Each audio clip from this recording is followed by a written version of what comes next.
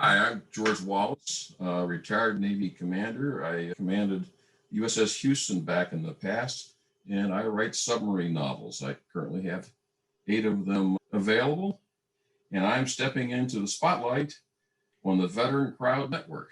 Welcome to The Spotlight, the podcast where veterans and military spouses connect and share how their military experience has transformed their lives and their businesses.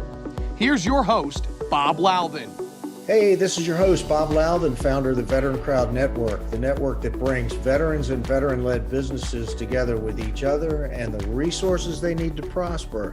And you are tuning into The Spotlight. Honor, duty, service.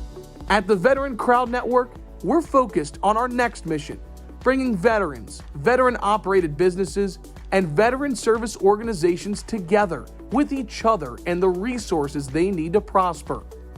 That's why we are launching the VeteranCrowd Rewards Program, exclusively for our individual and corporate members. Now you can save on travel, restaurants, goods, and services from brands you trust online and at over 900,000 locations nationwide. Find out more today at VeteranCrowdNetwork.com. If you are a veteran-operated business, or a VSO, consider the connections, the network, the benefits, the engagement, and success of working with other veterans again. The VeteranCrowd Network, you paid a lot of dues to join this club. Hey everyone, it's Bob Louthen with the Spotlight on the VeteranCrowd Network. My guest today is George Wallace. He is a Navy veteran, a retired commander, submariner. I have a hard time getting that one right, but I'm going to get it right. And the author of 8 books, including one entitled Firing Point, which became the basis for the movie Hunter Killer with Gerard, Butler, and Gary Oldman playing in it. George, thanks for stepping into the spotlight. Welcome to the program. Well, thank you. Happy to be here. I have to add, the first question that pops into my mind was, what went through your mind the day they called you up and said, "Yeah, we want to make a movie out of this book"? That was a long and involved process. And it took, from the time we finished the novel until they started filming, was 11 years. Oh my goodness. So when they called and said, "Hey, we're starting filming," that was a very, very good day. I bet. And some waited big for a long names. time. I mean, Gary Oldman is an Oscar winner, you Yes. know? He had won the Oscar just before they started filming. How about that? Yeah. Did you get to advise on the movie itself? Not on the movie itself. I helped with a couple of the early screenplays, and then Hollywood took over the screenplays, and they actually went through 11 screenplays. But they had a retiring Navy submarine commander on set for the entire filming. And if you can imagine a boondoggle having a month in London and then a month in Sofia, Bulgaria, as your final Navy tour before you retired, that's what Caleb had. And he was just the tech rep there, the Navy tech advisor for the movie. Well, it must have been a fascinating process. When did you start writing, and when did you sort of discover you were a novelist? We wrote our first book in 1999. It was published in 2003. And there's a little story behind that, of course. I retired from San Diego in 95 and moved to Durango, Colorado. And Durango is about as far away from the ocean as you can possibly get and still be in the continental U.S. Literally, the water in the San Juan River that goes through Durango never reaches the Pacific Ocean. It ends up on a golf course someplace in Los Angeles. But and people there knew nothing of submarines. And of course, being a sailor, I told sea stories. And somebody suggested one day, "Hey, you should write those down." the going discussions, whether he told me that to shut me up or they're really interesting. I sort of chose they were really interesting, and I sat down and started writing. Tell me about your first book, the first one. Okay, the first one published was Final Bearing. There was actually Operation Golden Dawn I wrote first, but it was published much later after several more rewrites. This book though was kind of personal because I want to say it relates to one of your ships that you served on, one of the boats you served on. Yeah, I chose to use Spadefish, SSN 668, as the platform for that story. Spadefish, I was XO on back in the mid '80s, and the great ship. She's actually entering the Submarine Hall of Fame in September, so I'll go down to Norfolk for that induction. But a great ship, and the 637s were a great class of ships, and it just fit naturally into the storyline that we were trying to tell. And part of the story was an old ship that had worked hard for her entire life, and this was her last patrol, and how hard it was to keep an old ship at sea and how much you had to go through to do that. That was a lot of the background for that story. Interesting stuff. Hey, let's take a step backwards. How did George Wallace wind up in the Navy? Well, if you remember, you probably don't, you're far too young. Back in the 60s, there was a draft. Yep. And I was going to Ohio State. And at that time, Ohio State had the requirement that freshmen and sophomore students had to be in ROTC. Oh, really? Well, you could opt out for that, but then you had to take extra PT courses or something. So I chose Navy ROTC, and frankly, because the uniform was better looking, it attracted girls more. But no, I did Navy ROTC. Figured at that time, hey, I'm going to go do something for a couple of years, serve my country, get out and go be an agricultural engineer. Actually, I initially applied to be a CB, Civil Engineering Corps. We've had some of those guys on the podcast. I'm sure you had. Great group. And most of my agricultural engineering was actually in civil engineering type stuff. Sure. But they had a requirement you had to have a civil engineering degree. So I wasn't eligible for that. So Rickover became my second choice. One more reason I didn't get along well with the Admiral when I met him. You know, I'm going to dive into that story now. Sure. So many of my, my colleagues, my age, we were kind of on the tail end of Admiral Rickover's long span. Long span. I mean, the guy is clearly the guy that created the nuclear navy for the United States. Yes. But there are just so many stories about him, and I think that interview process. There's nobody that forgot that meeting, and I think he interviewed every officer candidate for the nuke power program. He actually had it put into the enabling legislation when he started the program. And he interviewed every single officer. And Frank Caldwell, the current version of Rickover, interviews every single officer coming through the program. So that's continued all through the steps.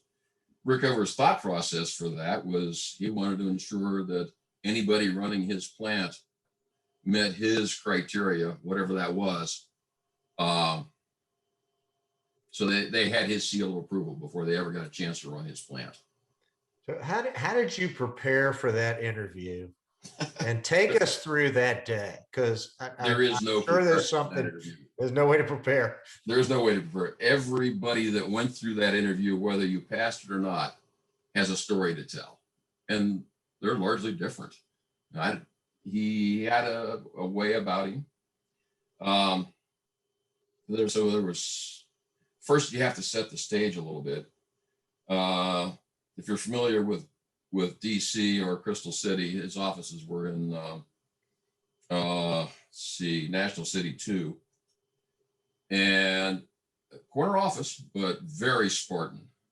You know, the gray metal desk, a couple of gray filing cabinets, papers stacked around pretty much everywhere, and one ladder back chair with 2 inches cut off the 2 front legs. So it's sort of set like this. So you're sitting in that chair, sort of pushing yourself back because you're going to scoot off on the floor. And you got at that time, I was a young midshipman. He's a 4-star admiral, for the first 4-star I'd ever met. So you're sitting there in trepidation. He looks up, Mr. Wallace, do you know what a bippy bag is? No, sir. It's a 1-pound bag with 2 pounds of bullshit. You're a bippy bag. Get out of here. So the 06 escorted me in, escorted me back out, took me down to this filing room. I spent the next 2 hours looking at N, the file cabinets for N. It came and got me again, took me back into the office. Rickover looks up, says, you're still a baby bag? Get out of here. Gave you no explanation for why you were, the 06 didn't tell you anything? Nothing. He was definitely in on it though, right? Oh, he was probably. Okay. That was part of the process. We went through that series probably 3 times. And finally, and by this time, it's 7 o'clock in the evening. You know, I've got a wife and a little baby that's in a hotel down the street someplace. The 06 comes in, takes me into a room with all of the other, I think there were about 50 midshipmen there that have been interviewing. We sat there for an hour or so, and then he comes in, calls a few names out. A little bit later, he comes in, calls a few more names out. We're down to about 15, 20 people sitting there. And look around, says, well, I guess we're the losers. I'm going to go ride destroyers for a couple of years. 06 comes in and says, congratulations, welcome to the program. So out of the 15 out of the 60 that he kept were the ones that made 15 or 20 out of the 60, yeah, made it through. That's interesting. So he had a pretty high cut rate on his interviews there. Oh, yes. 2/3 to 75%, didn't they? Mm-hmm. Yes. What happened next? I mean, they just said congratulations. They packed you up, gave you orders, and sent you off Nuke Power School. Yeah. Did they do anything just bizarre to anybody else in that class that day? Probably, but frankly, I got out of there so fast I didn't discuss it with anybody. I've just heard stories of people being locked in the closet. Yeah, there's been stories of people locked in the closet. One of my friends that was in the class before me was a cheerleader at Ohio State. Rickover had him doing cheers for his secretary. He didn't make it, so I guess the cheers weren't that good. I just got to wonder if that guy was a borderline, psychopath. It's a little strange. It's strange. There was probably a process behind it. Now, I will say that before we ever got around to meeting Rickover, we went through a series of, I want to say, 4 interviews with his engineering staff. Those were detailed, they were technical, and they were some hard questions. So there had been some technical screening beforehand, before we ever went in to talk to the Admiral. Hey, our guest is George Wallace, a retired commander of Los Angeles class attack submarine, the USS Houston, and the author of 8 books, including The Firing Point, which became the basis for a Hollywood thriller. George, let me ask a question about the process for writing a thrilling book like this. How does it go from inside your head to on paper? And have you got a little bit of Tom Clancy in you? Is there a hero that runs through more than one of your novels? That's 2 somewhat different questions. First, let me explain a little bit. most of my, all except for Operation Golden Dawn, I write with a co-author. Don Keith is a friend of mine, lives down in Pelham, Alabama. And Don has no military experience, but he is very, very good at character development, writing conversation, that kind of thing. Mm-hmm. We happened to share an agent when I first started, and Robbie Robinson, our agent, said, "Hey, George, you need to talk to Don. I think you two can do something." And so we talked over the telephone for a bit, decided, hey, let's give this a shot. Wrote Final Bearing, which is our first book. Actually, before we ever met and shook hands, Final Bearing was a national bestseller. Mm-hmm. Done everything over emails, over the telephone, that kind of thing. This was back in 2000, 2001. Kind of our process, which has worked very well for the 8 books we've done now, or the 7 books we've done together, and we're working on number 8 now. So I'll sit down and write a very short synopsis of where I think the plot should go. It's usually about 2 or 3 pages. We'll bounce that back and forth between us a few times, and then I'll sit down and write chapter 1. And it really is, I usually describe it as being like playing jazz, because we'll look at the music, if you will, but then we'll riff off on it. You get to a point where, the character had something happens. So you're thinking about, well, if this really happened, he's going to go do this. Mm-hmm. So that takes you sort of off to go on a sidetrack, and then you just keep following that, and pretty soon you sort of work your way back. So it's not, at least for us, it's not sit down and write an outline in detail and just fill out the outline or anything like that. A very creative process. It is. It really is a creative process. And on top of that, you have to understand when you're writing, particularly for somebody like me who has a technical writing background, that you've got to look at this like painting a picture, but painting a picture with all your senses.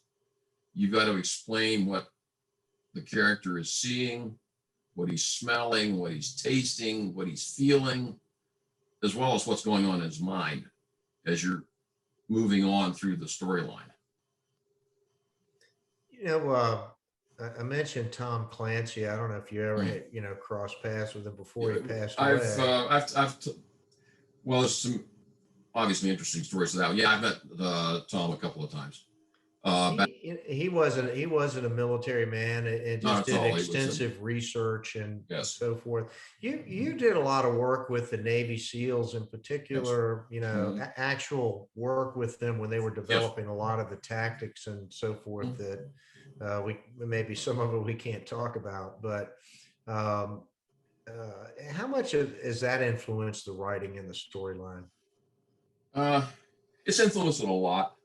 I've got some very good friends that were SEALs now. They're retired now, and a very good friend that's unfortunately passed that really sort of served as the model for Bill Beeman, the senior SEAL in most of my stories.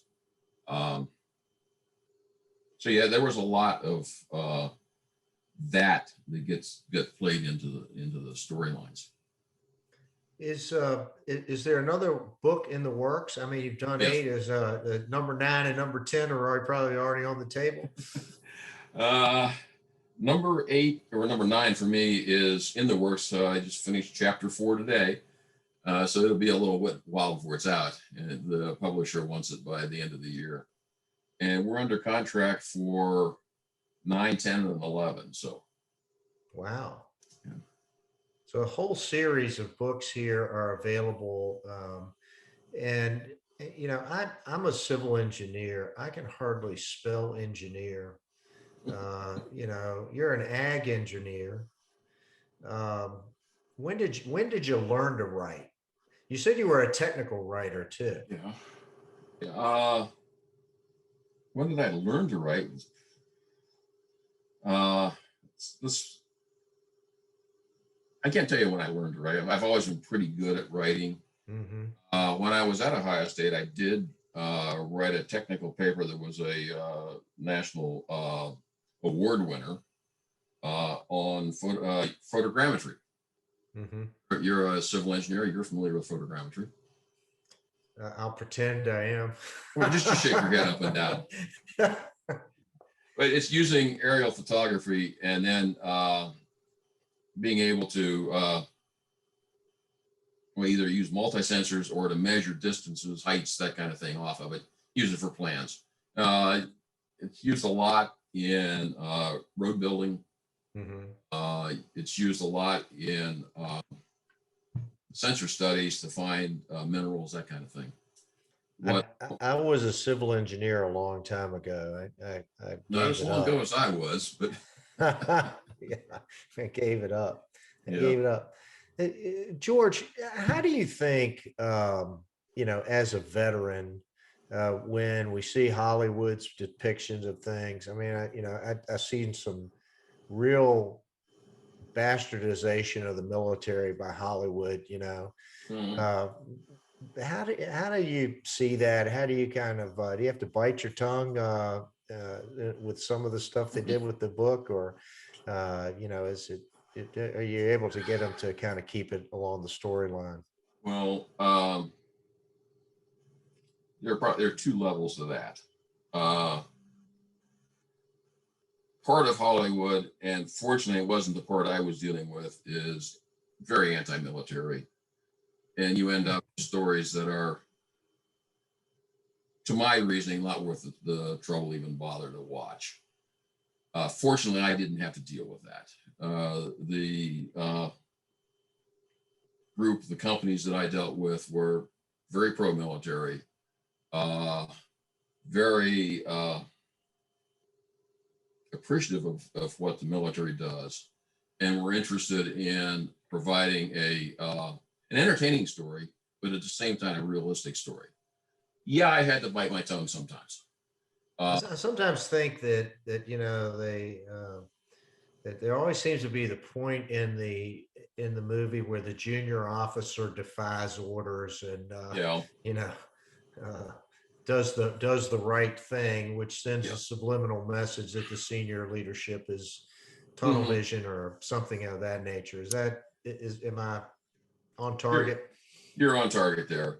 For submarine movies, I swear they have a file cabinet there called Submarine Plot Requirements. One is the XO and the CO always have to be antagonistic. They've got to be at blows. There always has to be a torpedo falling off onto somebody. Submarine always has to go through this narrow little mountain, just narrow little canyon at the bottom. And none of that happens. Right. So, and there were got to do the full blow and bring the thing all the way out of the water, all that kind of stuff. Well, that happens. That's true. Yes. When Houston actually was the submarine that was used in Hunt for Red October. Oh, seriously? So it was the USS Dallas. Well, Dallas at that point was in the shipyard up in Portsmouth, New Hampshire. So they had to use. So how did the people on the Houston feel about being called the Dallas? Huh? They laughed about it. We still laugh about it. That is funny. But after that movie came out, I don't know how many emergency blows I had to do with VIPs. It was just a stream of VIPs. And you go out, and every one of them had to do an emergency blow so they could get that elevator ride to the top. Oh, goodness. Yeah. How, that was a fantastic book. Yeah. Hunt for Red October, mesmerizing book. The movie, Sean Connery, it's a classic. Mm-hmm. But, any particular scene in that movie that, drives you crazy? How about firing weapons in a nuclear weapons bay? Yeah. Lucky they didn't shoot themselves or blow something up. Right. But there were a number of things in there that weren't the least bit realistic. I spent a lot of time in the Atlantic. I'm still looking for Red Route 1, wherever that is, down the Right. Mid-Atlantic Ridge. Right. The Laurentian Abyss or whatever it is. Well, and of course, the Russians always stand around their control room singing the Russian national anthem. It's just a requirement, I guess. Do they? Interesting stuff. So, what's the next couple of years hold for you? I know you're working on these books. There's like 9, 10, 11, and 12. Have you got some other interests outside of your book writing? Do you tour? Do you speak? I do tour. I do speak. I guess the next speaking engagement and tour, I guess tour is a word, I'm doing is the end of next month. I'm going down to, first I'm stopping at the St. Mary's Submarine Museum down in Kings Bay, Georgia, and speaking down there on the 29th of August. And then I'm going to the Submarine Veterans Annual Conference in Orlando, the 30th through whatever the next Sunday is. It's good that we're coming out of COVID so you can go do those things again. Exactly, because the last year and a half has been, I'm used to, doing, half a dozen to a dozen speaking engagements and about the same number of book signings a year. Right. And the last year and a half has been sitting here and not doing anything except writing. Now I did get 2 books out the door and, partway through the third one. So that did help. How do people find your books, and how do people follow George Wallace? Well, you can find the books, really anywhere books are sold, but they're on Amazon. They're on Barnes and Noble. As far as following us, Wallace. You've got your website. We'll put that. Website, yeah. Okay. Well, Well, we publish a newsletter.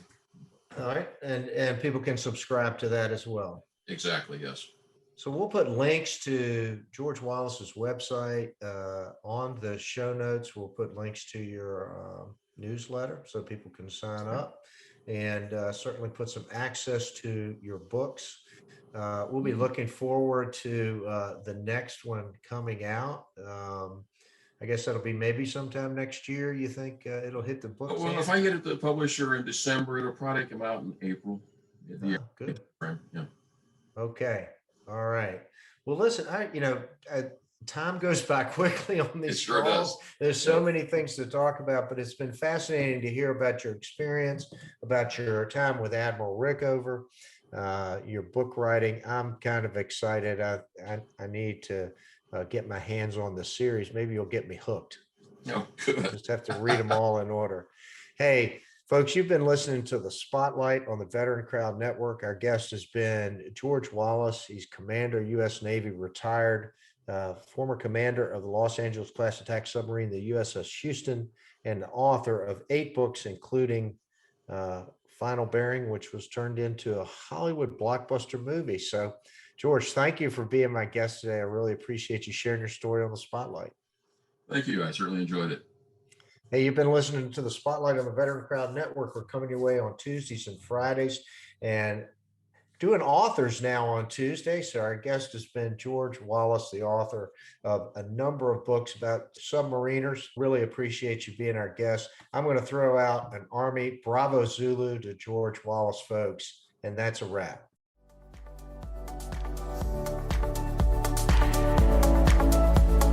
Thank you for listening to Spotlight by Veteran Crowd. We hope you enjoyed today's episode. For more information and uploads, please visit our website at VeteranCrowdNetwork.com. We'll see you next time.